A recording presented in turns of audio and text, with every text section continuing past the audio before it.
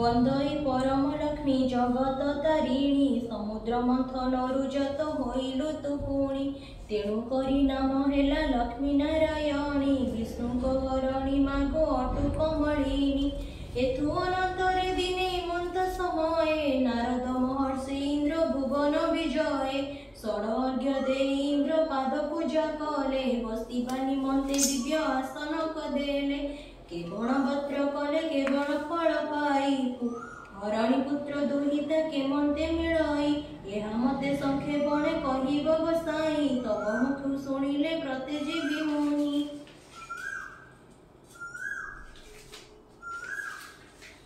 शुण एबे इंद्र सेही व्रतर महिमा जहि संतोष तोहि महालक्ष्मी उमा मर्त्य मंडल रे तार अवंती नगर तहि विष्णु कर बोले अटे द्विजबर ताहार भारी जनाम अटे लक्ष्मीवती से लक्ष्मी ब्राह्मण लक्ष्मी व्रत सर्वदा करंती लक्ष्मीकर दया तेणु हेला ता उपरे अचल संपत्ति भोग करे मंचपुरे एथु अनंतरे इंद्र शुण मन देई लक्ष्मीकर व्रत तोते कहिबा बुझाई माघ मास शुक्ल पक्ष दशमी गुरुवार श्री सुदशा व्रत गोटी पड़े से दिनर सेही दिन ब्राह्मणी जे प्रभात उठिला एक बन गाईर जे गोबर आनिला सुसंच करी घर दुआर लिपिला नदी स्नान करिण घर को आइला तंडुल पाटिण झोटी आभरण कला श्री परमा लक्ष्मी को से सुमरण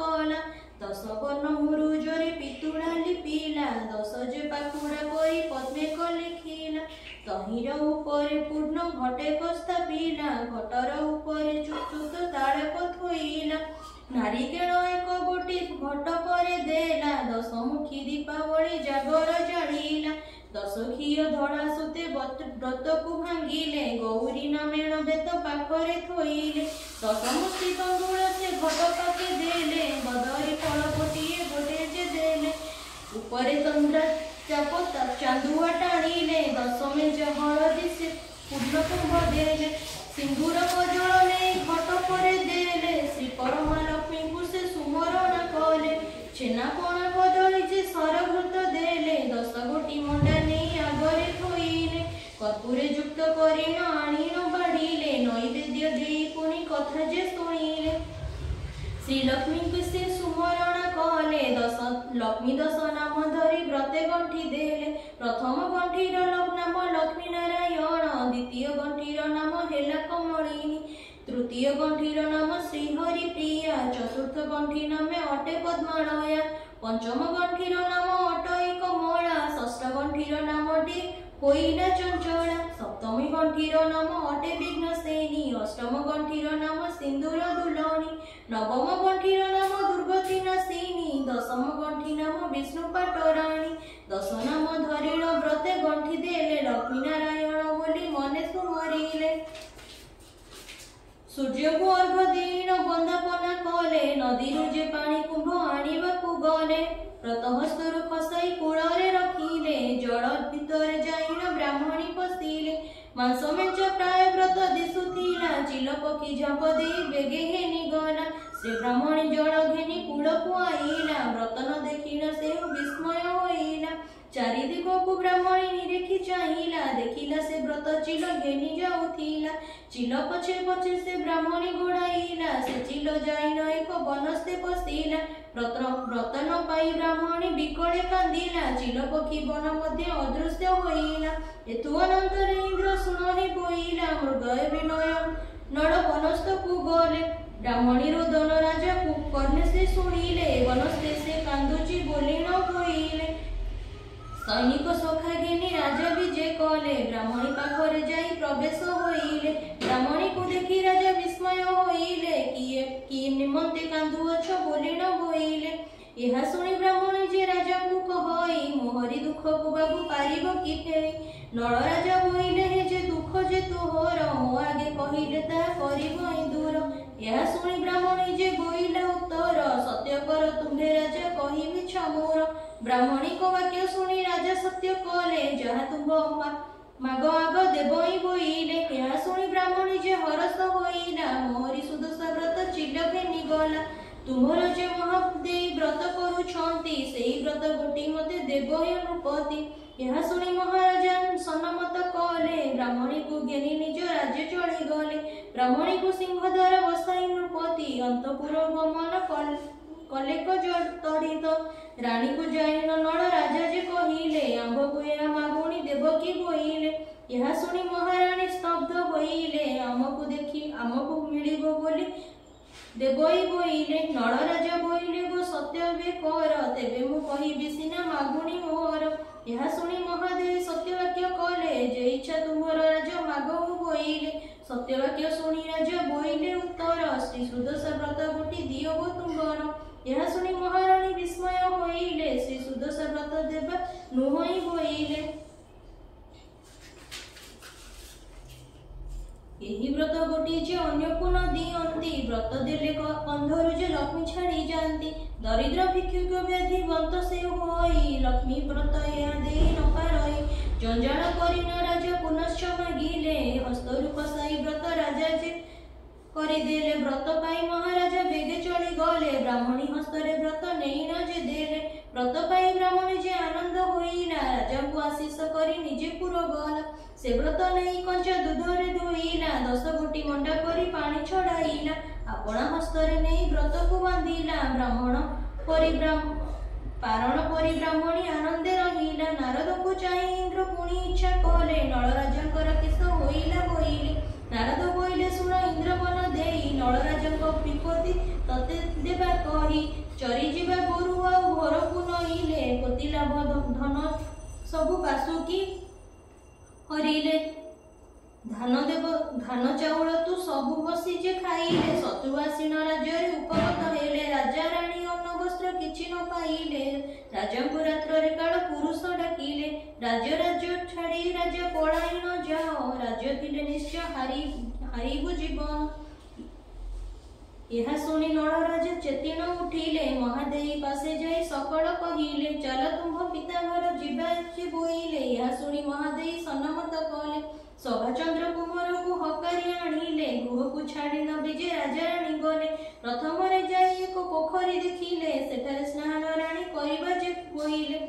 ଏଠାରେ ସ୍ନାନ କରି ଯେ କିସ କରିବା ପାଖରେ ତ କିଛି ନାହିଁ କଣ ଖାଇବା।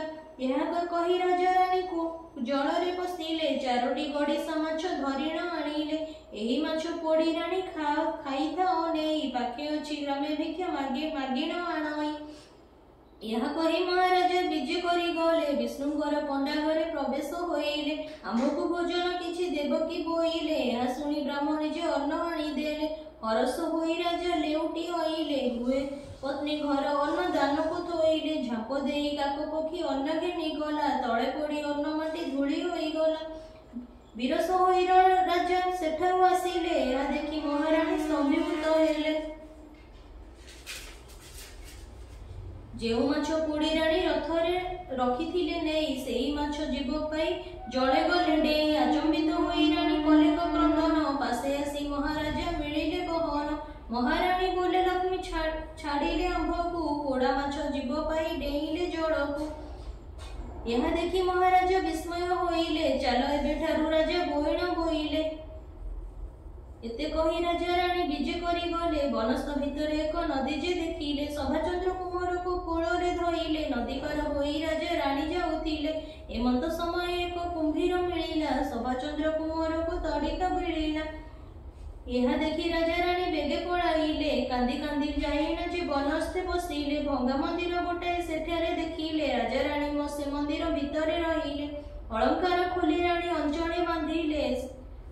ସେଇଠାରେ ରାଜା ରାଣୀ ଶ୍ରମେ ନିଦ୍ରା ଗଲେ। ସେଇ ମନ୍ଦିର କାନ୍ଥେ ଚିତ୍ର ମୟୂର ଯେ ଥିଲା ରାଣୀ ଅଳଙ୍କାର ମାନ ସବୁ ଭିଳି ଦେଲା। ରାଣୀଙ୍କ ନୟନେ କାଳ ନିଦ୍ରା ଯେ ଘାରିଲା। ରାଣୀକୁ ଛାଡ଼ି ରାଜା ତହୁଁ ପଳାଇଲେ। ସେବେଠାରୁ ନଳ ରାଜା ଭ୍ରମି ଗଲେ। ଭୀମରାଜା ରାଜ୍ୟ ଯାଇ ପ୍ରବେଶ ହୋଇଲେ। ଭୀମରାଜା ଆଗରେ ଯେ ଜଣାଇଲେ ଯାଇ ଆମ୍ଭକୁ ରଖ ହେ ରାଜା କିଛି ପଣ ଦେଇ। କେଉଁ ଦେଶ ଘର ପୁଣି କେଉଁ ଜାତି ଶୁଣ କେଉଁ ଦିବ୍ୟମାନ କରିଛ ସାଧନ। ନଳରାଜାଙ୍କର ସୁପକାର ଥିଲି ମୁହିଁ ଗୌରୀ ସୌରୀ ବିଧି ରାନ୍ଧଣା ଜାଣଇ। ଏହା ଶୁଣି ଭୀମରାଜା ହରସ ହୋଇଲେ आंभ सुपकार होई थाऊ होइले आज्ञा पाई नल राजा सन्नमत कले रोषई शाଳରେ ଯାଇ ପ୍ରବେଶ ହୋଇଲେ। ରାତ୍ର ପାହିଲାରୁ ରାଣୀ ନିଦ୍ରାରୁ ଉଠିଲେ ରାଜାଙ୍କୁ ନ ଦେଖି ରାଣୀ ଡାକ ଜାରି ଦେଲେ ତାହାଙ୍କୁ ନ ପାଇ ରାଣୀ କାନ୍ଦି କାନ୍ଦି ଗଲେ ଛନ ଛନ ହୋଇ ସେ ସ୍ଥାନରୁ ଚଳିଗଲେ। ବାଟ ପଚାରି ନ ଗଲେ ଭୀମ ରାଜା ରାଜୀବ ଯାଇ ପ୍ରବେଶ ହୋଇଲେ। ଭୀମସେନ ଅନ୍ତପୁରେ ଯାଇ ନ ମିଳିଲା ଲକ୍ଷ୍ମୀଙ୍କ ମାୟାରୁ ନିଜ ମାତା ନ ଚିହ୍ନିଲା। ଦମୟନ୍ତୀ କହନ୍ତି ଯେ ମହାଦେଇ ପାସ ଭାତ ଲୁଗା ଦେଇ ରଖ ତୁମ୍ଭର ଉଆସ। ନଳରାଜା ଦାସୀ ହୋଇଥିଲି ମୁଇଁ କର୍ମ ଅଭାବରୁ ମୁଇଁ ସେଠାରୁ ଆସଇ।